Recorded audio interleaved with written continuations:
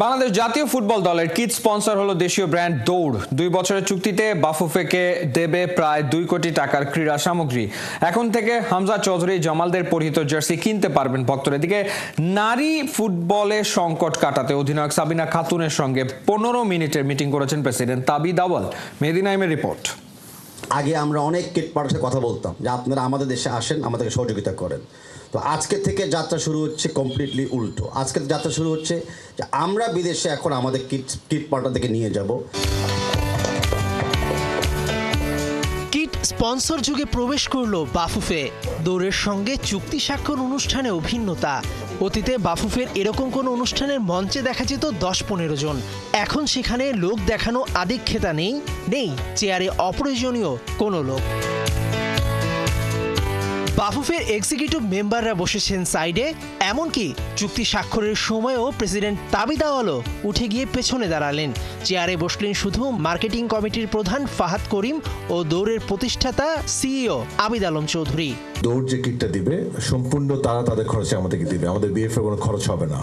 So we will not spend any money, we will not by anything. আমরা চাচ্ছি made in বাংলাদেশকে promote করতে। তো আমি আপনাদের সবাইকে রিকোয়েস্ট করব যে আপনাদের সাপোর্টে আমরা একটা লোকাল ব্র্যান্ডকে যেন ইন্টারন্যাশনাল লেভেলে নিয়ে যেতে পারি। তুমি যাদের সাথে বাইরে কথা বলছো তাদের হয়তো দেখবে ম্যানুফ্যাকচারিংটা বাংলাদেশেই হয়।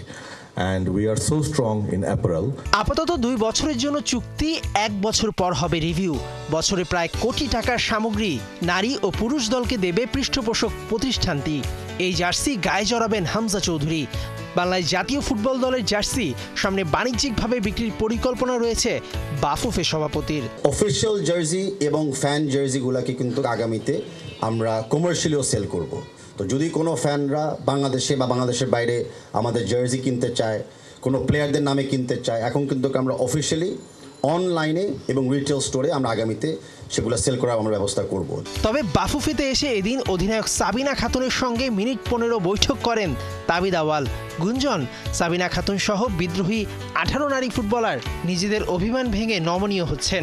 শিগগিরই যুক্ত হতে পারেন অনুশীলনে। তবে এসব বিষয়ে প্রশ্ন করার আগেই কৌশলে অনুষ্ঠান স্থল ত্যাগ করেন বাফুফে প্রেসিডেন্ট।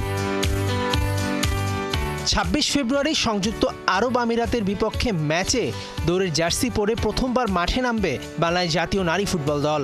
এরপর ভারতের বিপক্ষে 25 মার্চ এশিয়ান কাপ বাছাই পর্বে নামবেন পুরুষ দলের ফুটবলাররা।